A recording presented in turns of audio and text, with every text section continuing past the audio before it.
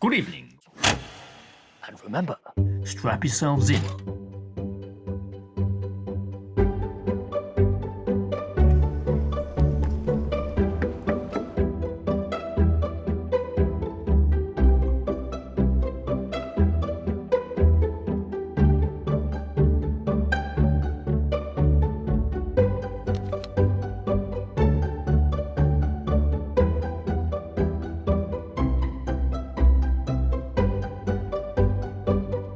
Soak it up. It'll soon be over.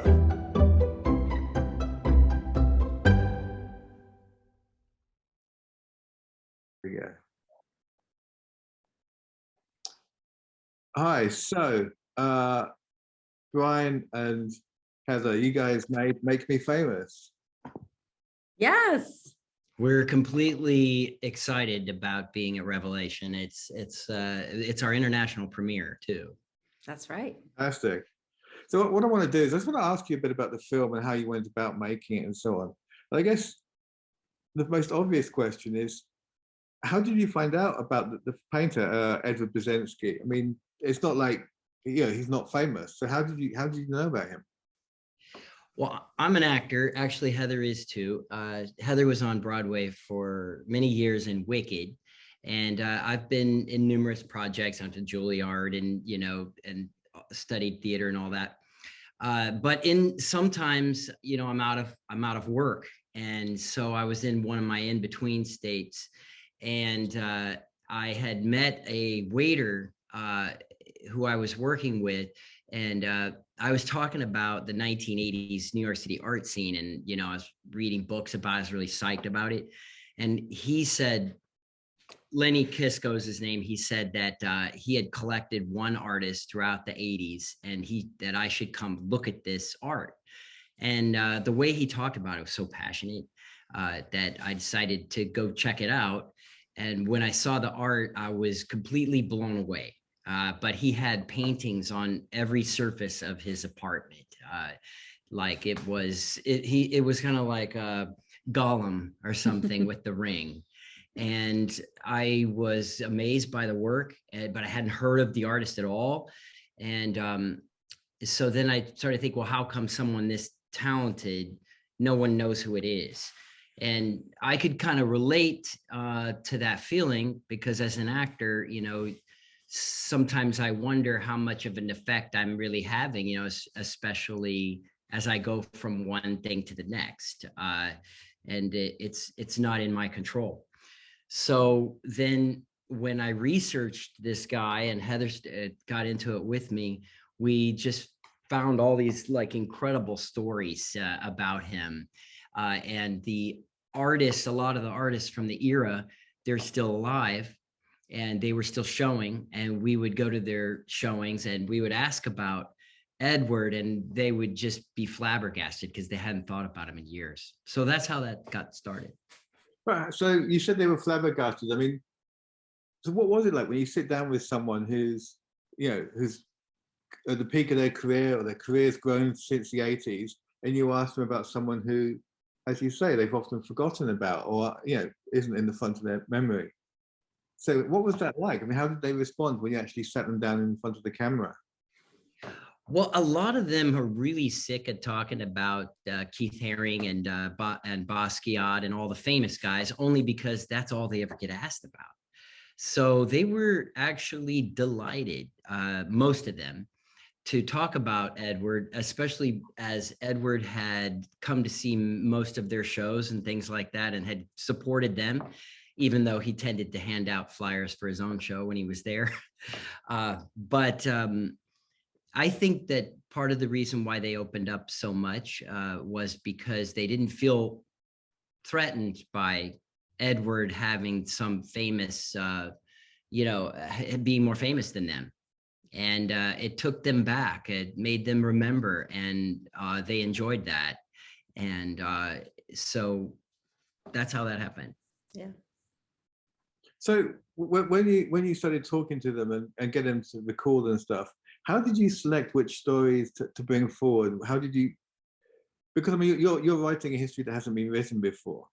So normally when you're writing a history, you're standing on the shoulders of others. There's articles, there's essays, there's books, there's films, there's TV shows, but you're going in with no, to the best of my knowledge, nothing. So it's not like you're standing on something else or building. So how do you know which way to select stories, who to talk to? How did the journey, oh God, I hate that word. How did the creative process unfold?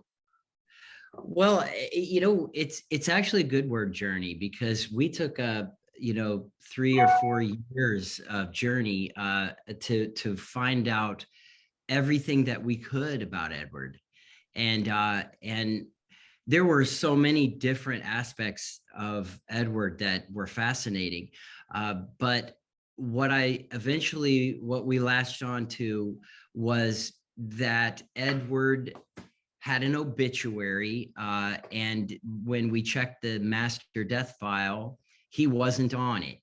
And Edward was the kind of guy who pulled a lot of practical jokes on people, and he was the type of person that might have faked his death. So I think that was when we decided to take the obituary and tell mostly the stories in the obituary, especially when they were congruent to the archival film that we had come across. And then eventually we questioned the validity of the obituary itself. So the plot of the documentary, the spine of it, is really told through the obituary. Yeah, and it was kind of a spiraling effect. Like this was a time that was before the internet, and a lot of us, we can't even remember what that was like. But this was a time when not everything was documented. There was no social media, and it was about talking to one person. It's the old telephone game. Talk to one person. Oh, you need to talk to so and so. They were there, and then you talk to so and so. And truly, we found a lot of people via Facebook. You love it or hate it. Like, it really did help us connect with a lot of these artists because they're all still on Facebook. And we just kind of, visited their studios, and they would tell us stories, and then they would pull out suitcases and kind of go through their ephemera and their archives. And they'd be like, oh, and we'd get emails from Marcus Leatherdale. He would send us, I found another contact sheet, and it's just Edward. And so, it was just kind of like accruing little gems. And then Brian was able to tell the story through all of that. Yeah, I think that using the artwork of the artists themselves to tell the story, not just the original artwork, but all the photographers and everything, that took many dozens of people that Heather worked with to license and everything to tell this story. Yeah, it was generous of them because they were. Sorry.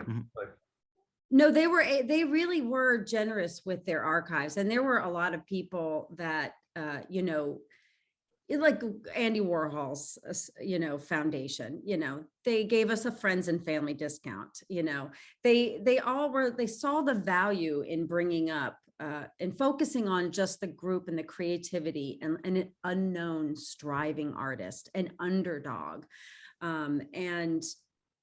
Keith Haring's foundation opened up their archive, and so many different, they were all just really into, the DIY aspect too, because back in the day, those artists, they did everything themselves. New York was derelict. It was dangerous. There were, they were squatting, or they were getting, a really cheap apartment for $100 a month.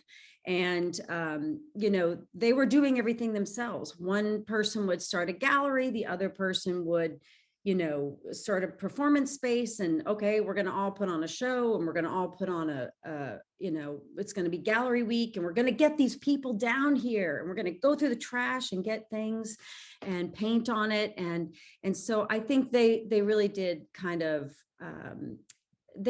they really liked that idea that Brian and I, a couple of actors, were like going to start this journey and tell this story in a real DIY kind of way. That's so cool. I mean, one of the things that I find interesting is that notion of the archive, and the way in which you kind of, the film just takes you into that archive, sense. So it's interesting hearing you talking about this kind of relationship with artists and institutions about the way they opened up their archives to you. So did you have like archivists and professional archivists helping you, like researchers, or was it all the two of you? It was the two of us. And, you know, and then everybody on Facebook, all the other artists who are chiming in, you know, we got Peter Hujar's archive. There were some really interesting ones that came up. Oh, you got to get this artist. And it wasn't, you know, necessarily in the forefront of like, these are the important photographers, but like really wonderful photographers that truly are important, but they just haven't been brought to light either.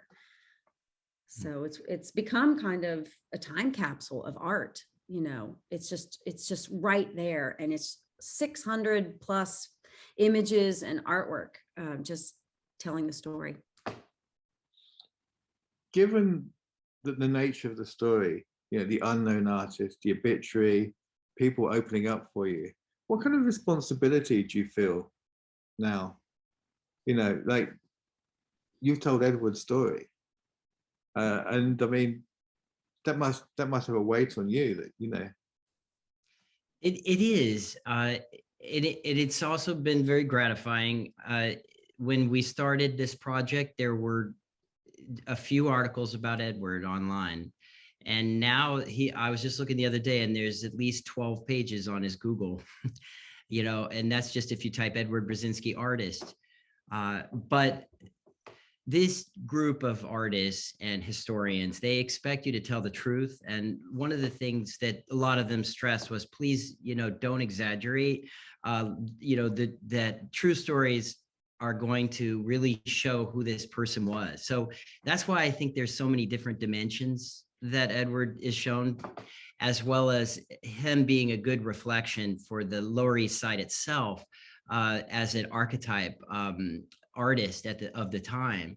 And so we always felt that we had to tell the truth in this, because the artists would tell us when we got it wrong. They're not shy about that. Yeah. And also the family, I mean, it was very touching for me when we finally found the family. That is one place where we got a gal involved to help us find the family, like do the family tree and like really dig in there, because we really just couldn't find them. And when I finally got a hold of the family, I was the one that told them, you know, that we were doing this story about Edward, and they hadn't heard his name in a long time either. They did not know what had happened to him. So it was very interesting, you know, them wrapping their heads around like this old family member that they hadn't heard of. I mean, they hadn't heard from in a long time. And they all had their, you know, ideas about Edward, some of them good and some of them bad. He was very mercurial. And so, you know, it was just very interesting. I never thought that it would, you know, like you said, we're telling the story for the first time, and so even the family didn't know. They don't know about their family member, and they were thrilled to, you know, be able to come see the film. Yeah, it always had a sort of paranormal aspect to it, this, because we were digging through things that were, I don't want to say they're dead, but that they're set aside, and like we're going through people's suitcases of people that have passed away, and as well as you know, everything about Edward was, you know, in the past. So there was a lot of paranormalness to this, even especially when we went to Ireland to visit with David McDermott, who's, every one of these artists are interesting. They all have something about them that they are pursuing that no one else in the world is.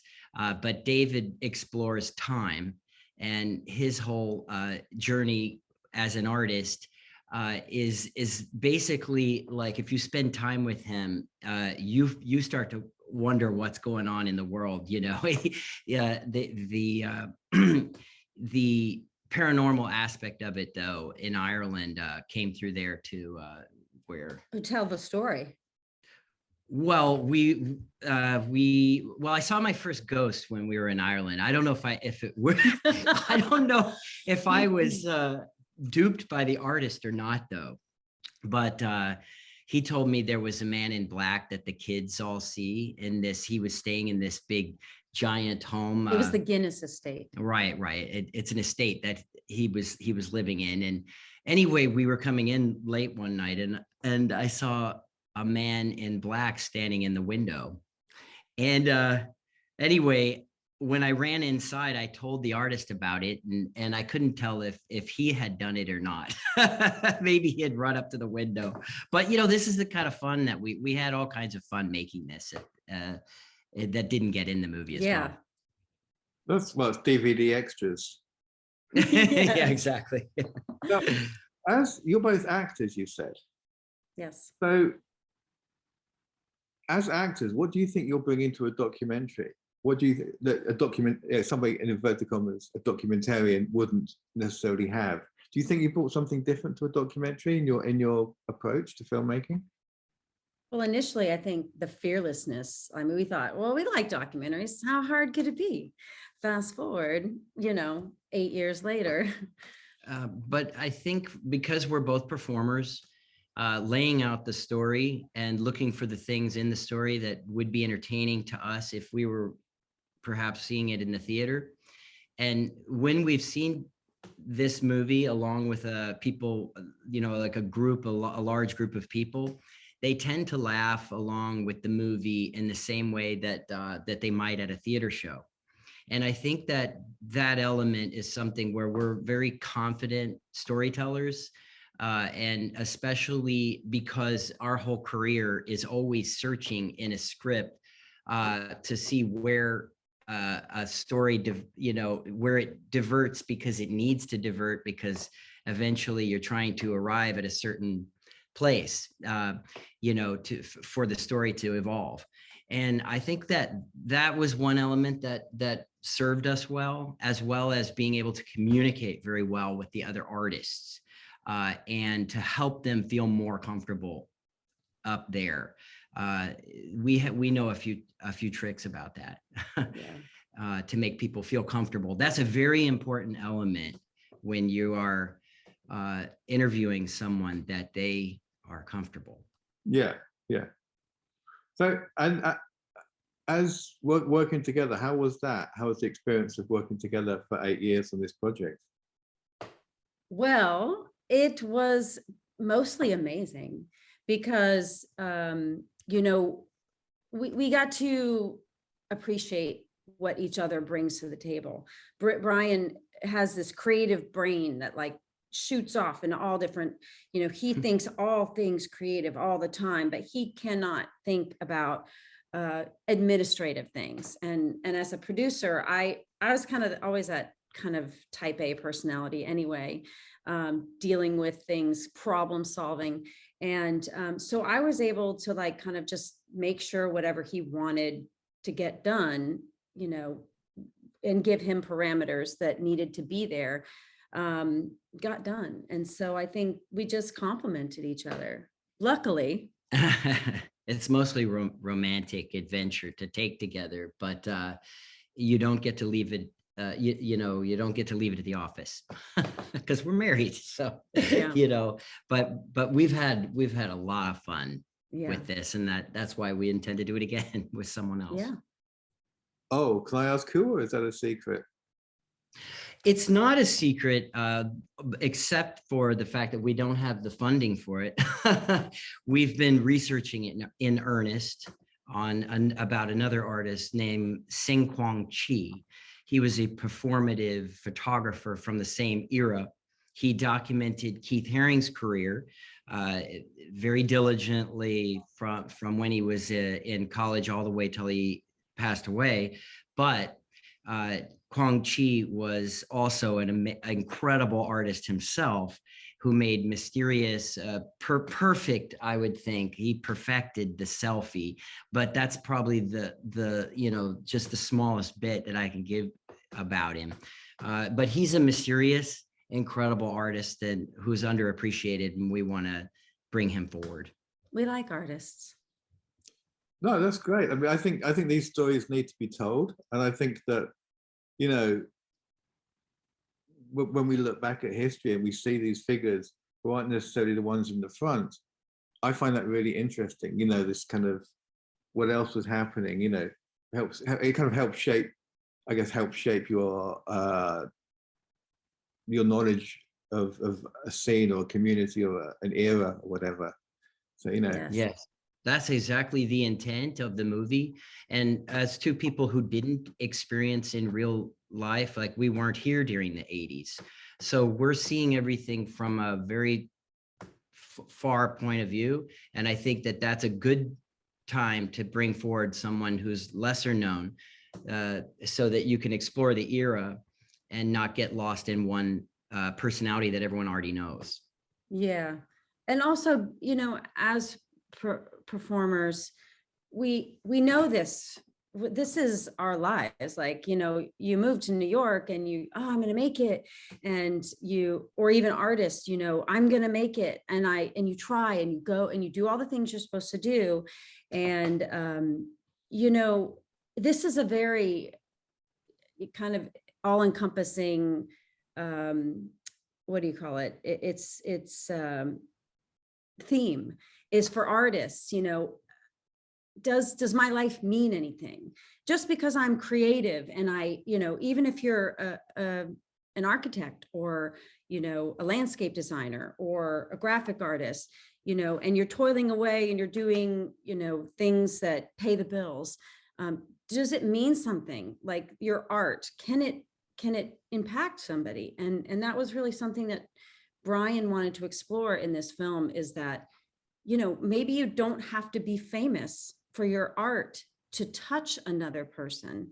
And so in that respect, we hope that it will inspire other artists, whether you're, you know, a painter or a house painter. You know, what you do has artistry, and it really can mean something if you put your heart and soul and devote your life to it. that's great. Thank you. Yes. Well, another thing that I wanted to add is that, you know, this film, you know, through social media, we've kind of continued the story. We continue to get hits on our Instagram and our Facebook of stories of,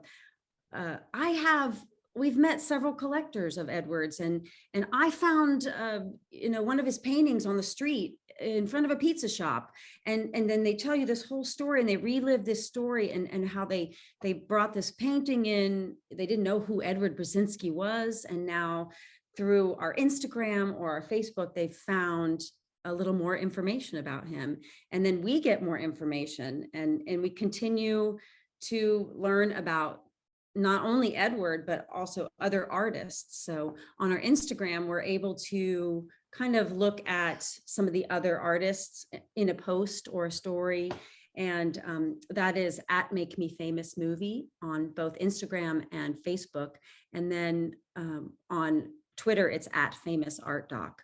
But a lot of the artists are on our Instagram, and they're just kind of swapping stories and setting the record straight. And it's a really wonderful community. It really is like what social media was meant to be. It's actually happening at Make Me Famous Movie. I've actually been following you on Instagram for a while. Oh, good. Yay.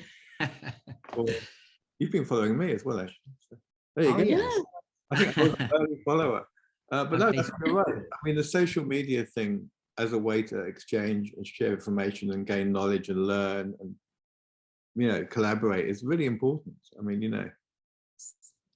Yeah, it is. This project couldn't have happened without it. And that's how a lot of these artists stay in touch, because they're all over the world. And, you know, that's part of how we got to know them. But now they have a home at Make Me Famous Movie. And also, if we make more projects, especially from their era, then we'll just keep that going. That's great. It's important also for filmmakers to understand, if even if it's not artists who are maybe are more prolific on something like Instagram. If it's, you know, you need to reach, you know, I don't know, Indian, you know, dentists or something, you can actually really find those people on Instagram or, you know, Facebook, depending on the age range, maybe TikTok. And you can kind of utilize that as a wonderful research tool. Yeah. Yeah, no, I think that's totally true. I think, you know, and you crowdfunded some of the film as well, right?